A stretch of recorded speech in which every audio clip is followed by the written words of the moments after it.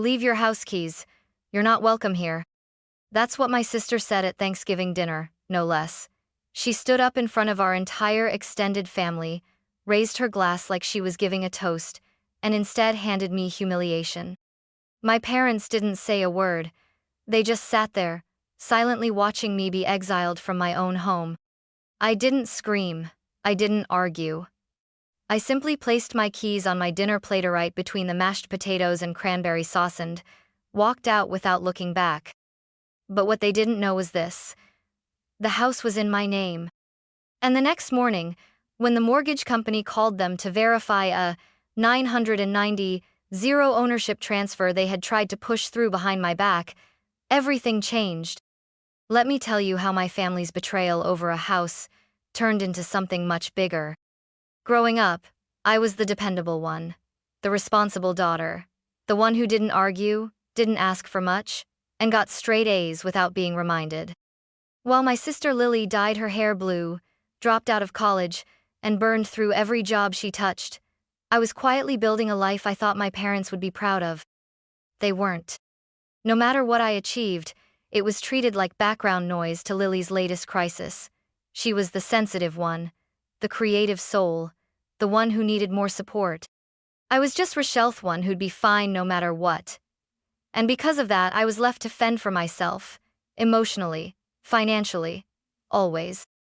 When our grandparents passed away, they left behind a weathered old house on the edge of town.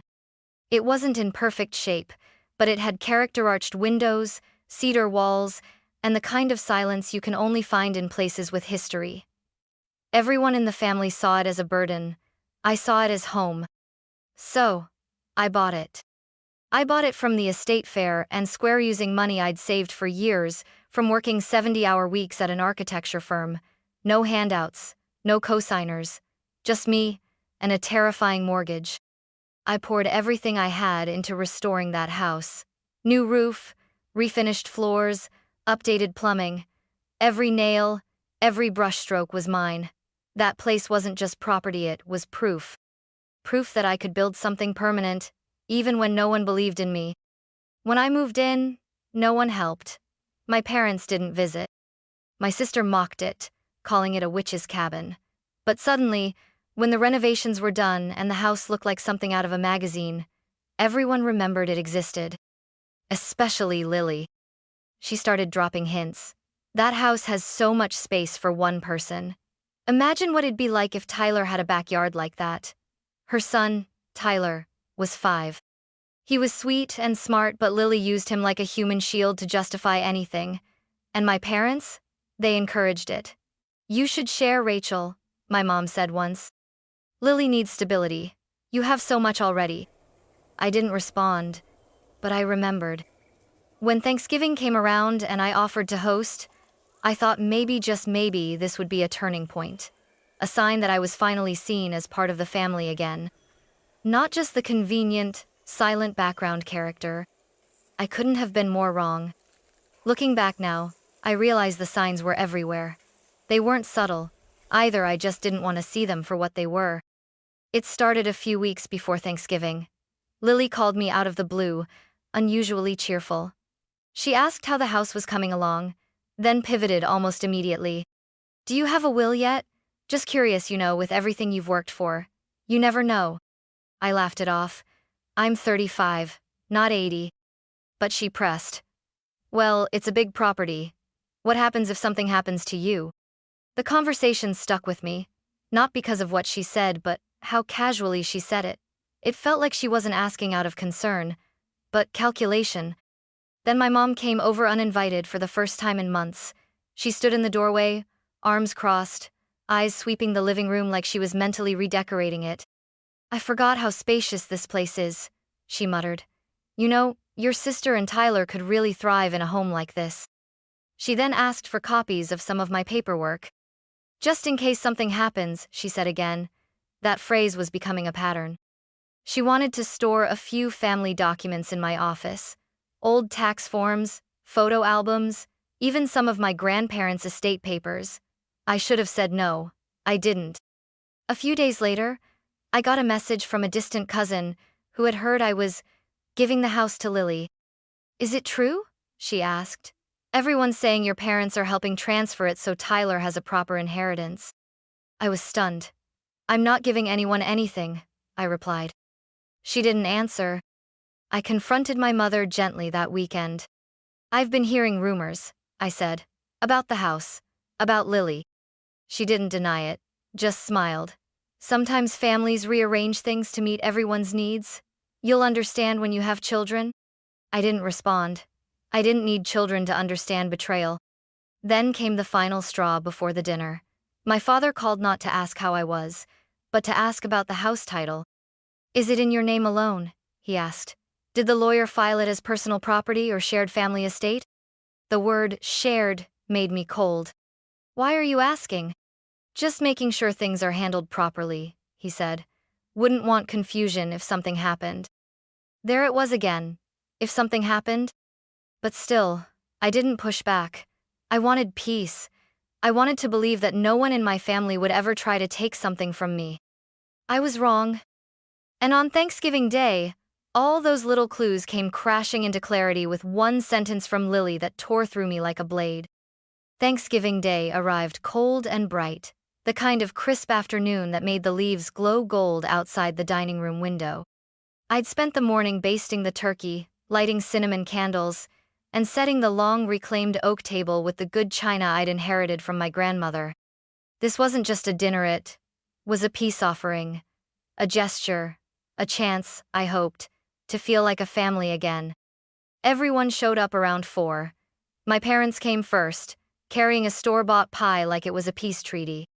Then Lily and her son Tyler, bounding in with a backpack full of action figures and that sticky sweetness only 5-year-olds have. Dinner started well enough. I carved the turkey, we passed dishes and exchanged updates about work and weather. But underneath the polite chatter, I felt it, a strange stillness in the air, like the room was waiting for something. Then Lily stood up. She clinked her fork against her wine glass and smiled broadly, like she was about to give a toast. I just want to say how thankful I am for family, she began, eyes shining, and for the way we've come together to make decisions that support each other. My stomach dropped. I know some things haven't always been fair, she continued, but today, we're going to make things right. She turned to me and, with terrifying calmness, said, Rachel, it's time. Leave your house keys. You're not welcome here anymore. Silence. It hit like a slap, echoing louder than any scream. For a moment, I thought I'd misheard her, that this was a bad joke. But no one laughed. My parents didn't look shocked. They didn't say a word. My mother stared at her plate. My father sipped his wine like it was water. I looked at Lily. She was still standing, still smiling, as if she had just handed me a party favor instead of a public betrayal. I don't understand, I managed. My voice barely held steady. This is my home. Lily shrugged. The family agreed. You're always alone. You don't need all this space. Tyler does. We've spoken to a lawyer. It's time to transition the house. The room spun. I felt like I couldn't breathe. I looked at my parents, searching for something, disagreement, concern, anything. All I got was silence. So, I did the only thing I could do to keep from shattering completely in front of them. I reached into my coat pocket, pulled out my keys, and placed them deliberately, quietly on my dinner plate, right next to the rosemary sweet potatoes. Then I stood, adjusted my sweater, and walked to the door. No one followed. I opened it myself, stepped into the freezing air, and closed it behind me. I didn't cry. Not yet. I didn't sleep that night. I lay on the couch at my friend Ava's apartment, staring at the ceiling while the events of the dinner replayed in brutal, high-definition clarity. Lily's voice. My mother's silence. The sound of my keys hitting porcelain. At some point, exhaustion won out, and I dozed off only to be jolted awake by the sharp ring of my phone at 7:04 a.m. Unknown number. Hello? My voice cracked. Hi, is this Rachel Morgan? A calm, professional voice asked. This is Andrew Bell from Redwood Mortgage Services. I'm calling about a recent ownership request on your property. My stomach clenched. What kind of request? There was an attempt made late yesterday to initiate a transfer of ownership for the property at 114 Willow Lane, he said. The request included updated contact information and a new co-owner addition. Due to the high value, 990, it was flagged for manual review. I sat upright. New co-owner? Who? The names provided were Lily Morgan and Thomas Morgan. Are you familiar with them? My hands went cold. Yes, that's my sister. And my father. He continued, carefully now. They also submitted scanned documents verifying family ties and claimed the original deed was misfiled, arguing the property was intended as part of a family trust. That's a lie, I said, almost choking. The house is in my name alone. I bought it myself. I have the deed. The closing documents everything. I believe you, he said. Which is why I'm calling. The system flagged the social security mismatch, and something felt off. We've frozen the process for now, but I'd advise you to speak with your attorney as soon as possible. Thank you, I whispered. When I hung up, I sat in silence, phone still in my hand. There it was. Confirmation. They hadn't just embarrassed me at dinner. They had planned to legally steal my house all while smiling over mashed potatoes. Within an hour, I was sitting in my lawyer's office. Naomi Feldman had been my closing attorney when I bought the house. She was sharp, no nonsense, and didn't blink as I told her what happened. They tried to transfer the title? She repeated. Using a fake family trust? I nodded. Classic soft fraud, she muttered, flipping through her files. They're counting on you not fighting back, on you freezing emotionally, but we're not going to let them. She immediately contacted the county registrar's office to place a protective legal hold on the property. Then she drafted a cease and desist letter and initiated a motion to preemptively challenge any fraudulent title claims. By noon, I had also filed a police report for attempted property fraud. I felt like I was operating on autopilot, shaky hands, numb face, but at least I was doing something. Still, nothing could quite prepare me for what Naomi discovered next. A document submitted as proof had my forged signature on it. My name, my handwriting, my initials. But I had never signed it. Naomi placed the forged document in front of me. It was nearly perfect, my name, my signature, even the casual little loop I always added to the R. Whoever had done this had studied me closely. But the notary stamp was off, and the date? It was 2 months before I'd even moved into the house. This isn't just bold, Naomi said, her voice tight. It's criminal. I stared at the page like it might catch fire. My father had forged my signature before. Once, when I was in college, he co-signed a loan application on my behalf to help Lily with tuition. Back then, I had let it go. I'd told myself it was family. This time was different. This time, they were trying to erase me. Naomi wasted no time. She contacted a handwriting expert to verify the forgery and filed an emergency injunction with the local housing court. We had to stop the transfer before it slipped through some administrative crack. Within 24 hours, the judge approved the injunction and set a hearing date for the following week. Meanwhile, I started receiving messages. From Lily. I know this feels harsh, but we had to act before things got too complicated. Tyler needs this house. From my mother. You always had trouble sharing. We're just balancing the scales. It's nothing personal. Nothing personal. The woman who carried me, whose voice used to read me stories at night, had signed off on stealing my home and called it balance. I didn't reply. Instead, I printed every message. I documented every call. I stayed at Ava's apartment, updated my bank alerts, added video surveillance to the house, and froze my credit. But it didn't stop them from showing up. 2 days before the hearing, Lily, my parents, and a man in a blazer showed up at my house. They tried to access it. My security system caught them attempting to use the spare key I'd forgotten was still taped inside the garden shed. When it didn't work, they stood on the porch for nearly an hour, talking, filming, smiling. The footage went straight to Naomi, who forwarded it to the judge as proof of intimidation and continued attempted access.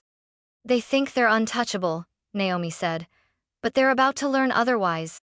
When the court date arrived, I walked into the courthouse with Naomi at my side and trembling legs beneath me. My family sat across the aisle. My father wouldn't look at me. My mother stared daggers. Lily smiled like we were at a brunch. Their lawyer, a smooth-talking estate attorney named Clark, opened with, "This is a tragic family misunderstanding that should never have reached court." My clients believed they were fulfilling the wishes of the Morgan family legacy. Naomi stood. "What legacy involves forged signatures, unauthorized title transfers, and illegal impersonation?" Clark flinched. Naomi walked the court through the entire timeline. The deed in my name. The mortgage fully paid from my account. The suspicious document with inconsistent notary marks. The expert report confirming the signature was not mine. The messages. The surveillance footage. Everything. When I testified, my voice shook, but I didn't stop. I told the judge about the dinner. The silence. The way no one stopped Lily. I described how they'd always expected me to be the quiet one, the one who wouldn't fight. "But I am fighting," I said quietly. "Because if I don't, they'll do this again. To me.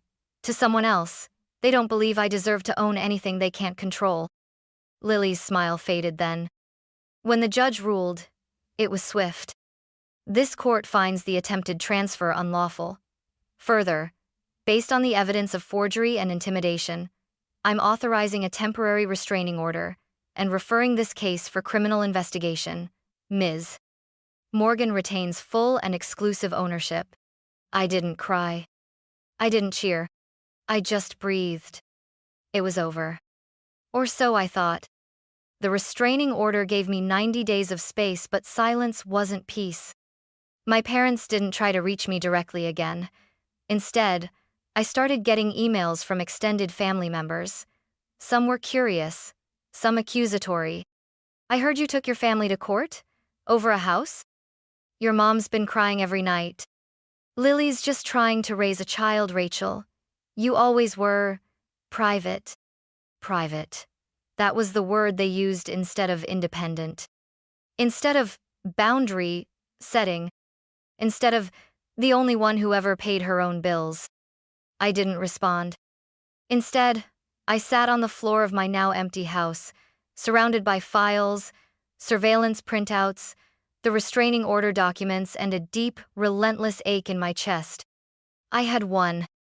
But I no longer felt like this house was mine. Not because they deserved it, but because I couldn't breathe inside it anymore.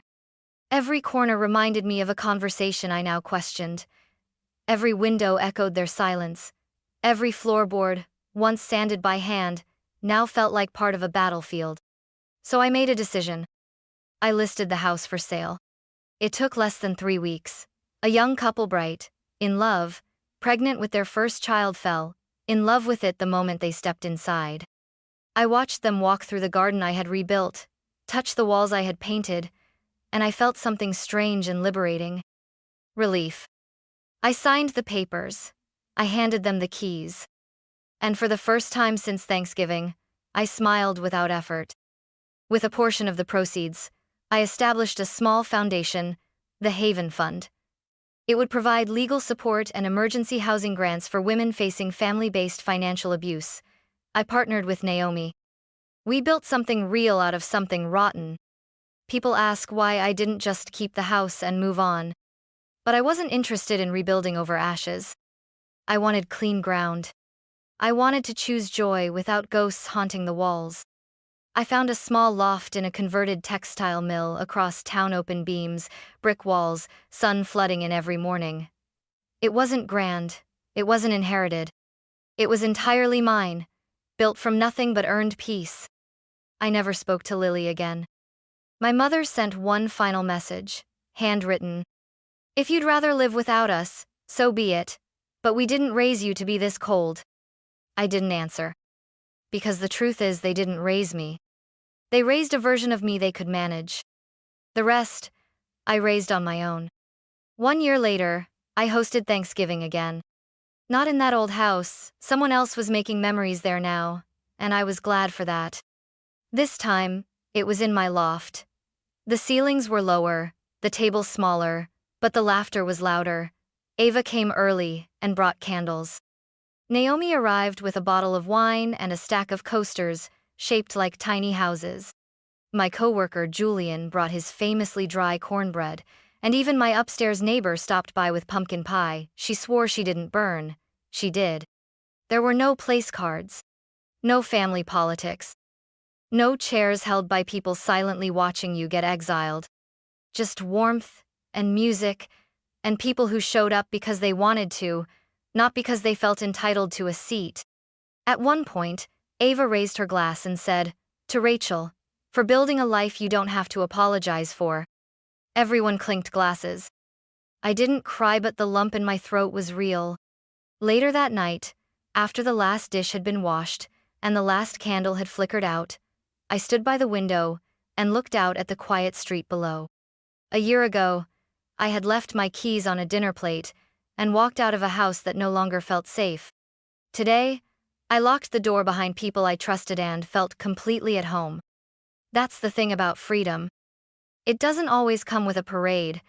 Sometimes it arrives in stillness, in peace, in the quiet understanding that you don't owe your life to people who only show up to take.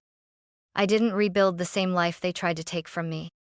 I built something better, not in spite of the betrayal, but because I finally understood that love without respect isn't love. And family?